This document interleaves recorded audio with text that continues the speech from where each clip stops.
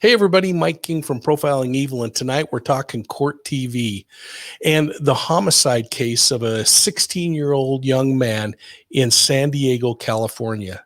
The case is 2 years old, and this kid had everything going for him. He was good looking. He was trying out for the high school football team.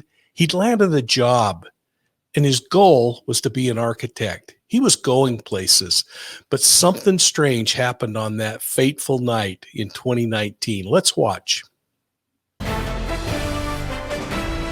Welcome back. Time to open up tonight's Unsolved Case file. And this is, again, the part of the program where we're looking for help. And we're looking for help that investigators can get that tip that they need so a family can get the answer and the justice that they deserve. Tonight's story involves a 16-year-old boy, his entire life ahead of him, and he was planning on what he wanted to do and who he wanted to be, which is amazing. Those of you that have teenagers, sometimes they don't have these visions and these thoughts. They just kind of like, you know, whatever. No, not this young man. Damien Feliz is his name. He was shot and killed, and it's incredibly tragic. Our affiliate, KGTV in San Diego, has the story.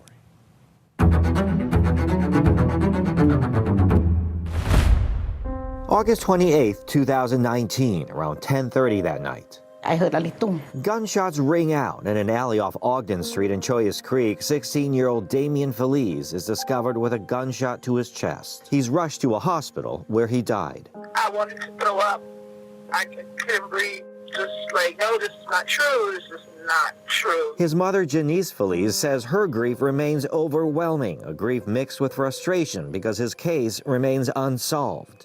It's horrible knowing that they still walk among us. It makes me angry. Feliz says she last saw her son that morning when she left for work. She tells us Damien, who was trying out for football at Mar Vista High in Imperial Beach, had recently gotten his first job as a bagger at a Navy commissary. He dreamed of becoming an architect. He was just such an amazing person, you know. Everybody wanted to be friends with him. Just imagine the hole in my heart that I feel when I know that I can never touch him again.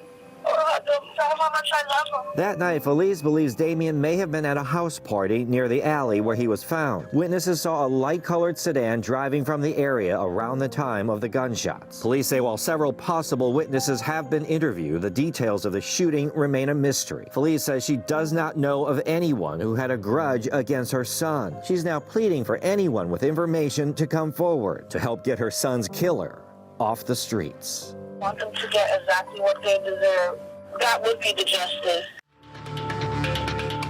Okay, we have a phone number for you. Crime Stoppers, 888-580-8477, 888-580-8477. I know we have a lot of viewers in Southern California. If you have any information, please call today. I mean, this is a young man, Damien Feliz, 16 years old. Good kid, really good kid. And you heard his mom. We invited his mom on the show tonight. She couldn't do it. She just couldn't do it. It's tough. It's difficult. She did send us a statement, though, so I want to read the statement so you understand why we do these stories and how tough it is. Here's a mom. She just couldn't do it tonight. She couldn't do it. She said, I have protested. I've been fighting for him. Mentally, it is the most draining and painful experience I've had to deal with, and there have been no answers for me. I've been fighting this battle by myself, and it's been killing me as well.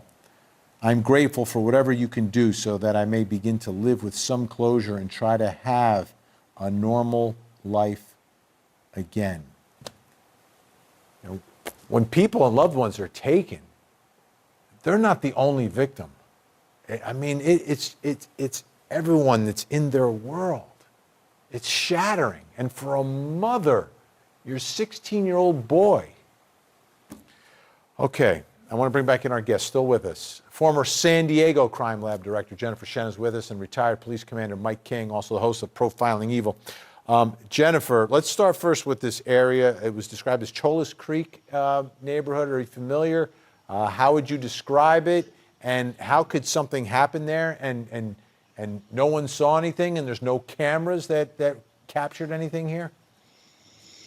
Well, the scary thing is that shootings can happen anywhere. And this is a neighborhood where, you wouldn't expect this sort of thing to happen, and it did. And there's only so much that police can do if you don't have witnesses that give you information. You can look for video cameras. You can look for evidence. You can try to find DNA, fingerprints, something that can give you a clue. But when that evidence isn't there, it makes it very, very difficult to solve these crimes. And it's really going to come down to someone saying something, I think. Mike King, heartbreaking words from Damien's mom, that she's saying, I've been fighting this battle by myself. Oh. Yeah.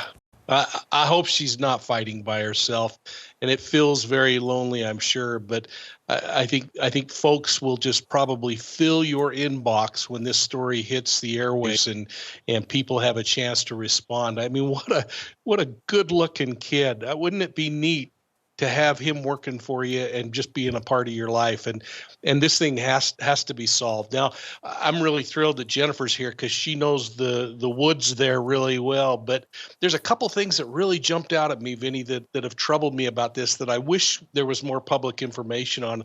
It's not a neighborhood that he lives in, from what I can tell. He was there for a party. But there's some really interesting behavior on that intersection where he walked to at the alley in Ogden. Was he there because he was going to meet somebody? Was he walking to his vehicle? Why did he end up in that location? There's evidence that suggests that maybe the shooter was on foot and ran and jumped into a car and left. So it kind of takes away the idea of this opportunistic drive-by kind of a thing. So did he stumble across something, or was he involved in something? Because we just never know what's going on in their private lives. Yep. Jennifer, the other part of this story is, and we're covering other stories like this, other unsolved cases where there's a party. And I understand people don't want to necessarily get involved. People don't want to say anything. And I understand part of it could be fear, because if you say something about someone getting killed, are you the next one in line to be killed by this person? They've already taken one life. And I understand all that fear. But I've got to think people know, because it's a party. People know, they're talking, someone saw it. Someone's not going to see something and then not say something to someone else. And especially when you're a teenager, you're going to say, can you believe what we just saw? Or what did you hear about this? So I think there are people with the information who need to come forward, but I think they have to feel safe in doing so. Yeah, that is a really great point. And I think, it's something that always troubles law enforcement investigators when they can't get the information they need from the people they know something. It's very typical, particularly with younger people, who are involved in gang sets. There are people who just don't want to get involved, largely because they're afraid. And, that just takes an intense amount of investigation and interviewing people and talking to people and just trying to build that relationship to get eyewitnesses to trust you so that they will give you the information that you need. And I think that's what needs to happen here. I think if it could have been solved by forensics, it would have been.